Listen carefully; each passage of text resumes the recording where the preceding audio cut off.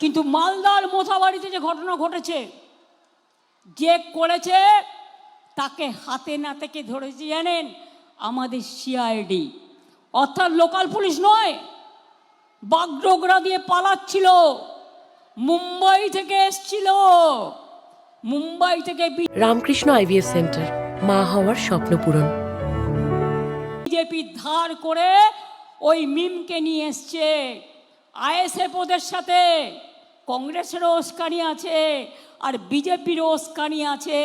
বিহারে এরা ভোট কেটে বিজেপিকে জিতিয়েছিল বিজেপির টাকায়। আর কালকেও যে দাঙ্গা করেছিল পরশুদিন, সেটাও এরাই করেছিল। মনে রাখবেন, পরিকল্পনা করে, পরিকল্পিত করে এনআইএ আসার আগে আমাদের সিআইডি, যেটা এখনও আমি দেখি সেই সিআইডি ইলেকশন কমিশনের আন্ডারে পড়ে না, সেই সিআইডি তাকে গ্রেপ্তার করেছে বাগডোগরা থেকে আসল কালপিটকে।